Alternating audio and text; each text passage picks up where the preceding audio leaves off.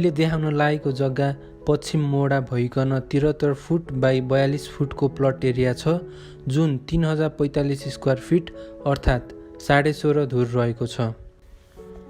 अब 16.5 धुरको जग्गामा घरको प्लिन्थ एरिया 1140 स्क्वायर फिटको बनाएको छु, जसले गर्दा म्याक्सिमम ओपन स्पेसेस भएर आउटडोर गार्डन सँगसँगै इनफ कार पार्किङ एरियाको लागि स्पेस डिजाइन गरेको छु।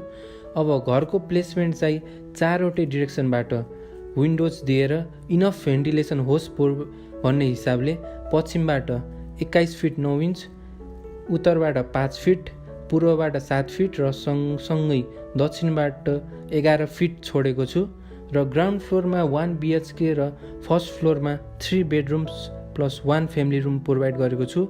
यो हाम्रो ग्राउन्ड फ्लोर जुन 44 फिट बाई 26 फिटको साइजको रहेको छ।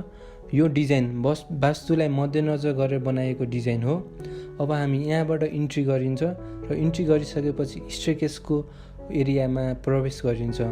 स्टेयरकेसको विथ हामीले 3.5 फुटको दिएका छौँ भने चाहिँ ट्रेड 10 इन्चको दिएका छौँ, जुन चाहिँ नर्मल्ली रेसिडेन्सियलको लागि एकदम पर्फेक्ट साइज रहेको छ।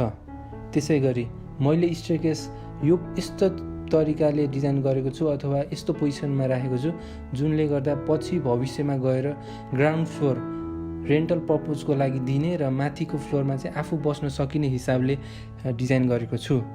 अब हामी उत्तरको ढोकाबाट हामी भित्र लिभिङ रुममा प्रवेश गरिन्छ र लिभिङ रुमको साइज 16.5 फुट बाई 12.5 फुटको रहेको छ। हामीले यु सेपमा सोफा अथवा काउच राखेर दक्षिणपट्टिको वालमा टिभी क्याबिनेट एट्याच गरेर इन्टेरियर लेआउट पनि गर्न सकिन्छ। त्यसै गरी यो पोर्सनमा चाहिँ कमन टोयलेट बाथरुम जसको साइज 4.25 बाई 8 फिटको रहेको छ भने चाहिँ नर्थ वेस्टमा 10.5 फिट बाई 12 फिटको गेस्ट बेडरुम दिएको छु र साथसाथै साउथ इस्ट पोर्सनमा चाहिँ किचन प्रोभाइड गरेको छु, जुन चाहिँ किचनमा चाहिँ हामीले मजाले इनफ स्पेसमा स्टोर प्रोभाइड गरेको छु र डाइनिङमा चाहिँ हामीले ऱ्याक डिजाइन गरेर पनि गर्न सकिने हिसाबले र किचनमा मोडुलर किचन राखेर हामीले ओपन कन्सेप्टमा किचन र डाइनिङ पनि गर्न सकिने हिसाबले डिजाइन गरेको छु भने चाहिँ ग्यासको स्टोभ हामीले वास्तुअनुसार पूर्व फर्केर पकाउन सकिने र साथसाथै फ्रिजदेखि लिएर त्यसै गरेर एउटा ल्याभिस तरिकाले किचन डाइनिङ गर्न सकिने हिसाबले डिजाइन गरेको छु। अब हामी सिडीबाट क्लकवाइज डिरेक्सनमा माथि फर्स्ट फ्लोरमा पुग्छौँ र फर्स्ट फ्लोरमा गइसकेपछि नर्थ ढोकाबाट प्राइभेट स्पेस अर्थात् फ्यामिली रुममा हामी प्रवेश गर्छौँ र फ्यामिली रुमको साइज 14.25 बाई 12.5 फिटको रहेको छ भने चाहिँ हामीले एल सेपमा सोफा अथवा काउच राखेर पूर्वपट्टिको वालमा चाहिँ टिभी क्याबिनेट एट्याच गरेर इन्टेरियर लेआउट गर्न सकिन्छ।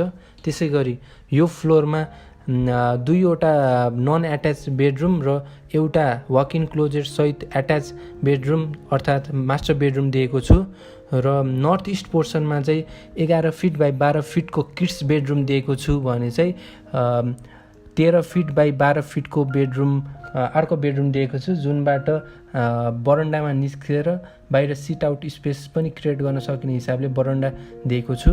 त्यसै गरी साउथ पोर्सनमा कमन टोयलेट बाथरुम जसको साइज 4.5 बाई 8.5 फिटको रहेको छ भने चाहिँ मास्टर बेडरुम जुनमा चाहिँ मजाले एट्याच बाथरुम 4.25 बाई 8.5 फिटको रहेको छ भने चाहिँ वक इन क्लोजेट 4.5 बाई 8.5 फिटको रहेको छ। त्यसै गरी यहाँ एउटा ड्रेसिङ टेबल राखेर वक इन क्लोजेटमा त्यसरी पनि गर्न सकिन्छ र मास्टर बेडरुम क्लियर बेडरुमको साइज चाहिँ 11.5 फिट बाई 12.5 फिटको मास्टर बेडरुम रहेको छ।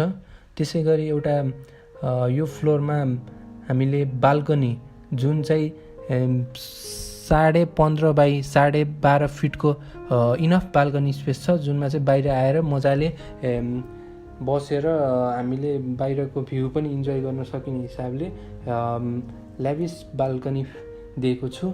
यसरी यो घरको प्राइस चाहिँ टेन्टेटिभली 80 देखि 85 लाखसम्म लाग्ने हुन्छ।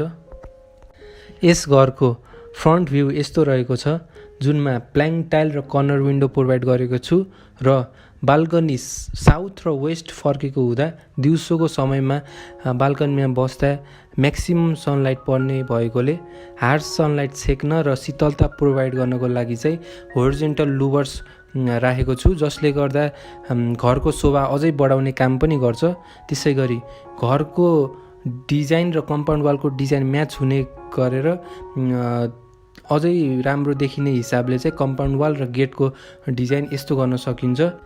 अगाडिको ओपन स्पेसलाई यसरी युज गर्न सकिन्छ, जसमा हामीले काउच राखेर अथवा पर्गोला डिजाइन गरेर बस्न मिल्ने स्पेस डिजाइन गर्न सकिन्छ र क्यारीहरू दिएर प्लान्टर्सहरू राखेर पनि ल्यान्डस्केपमा गार्डन डिजाइन गर्न सकिन्छ। यो हाम्रो साउथ भ्यू रहेको छ।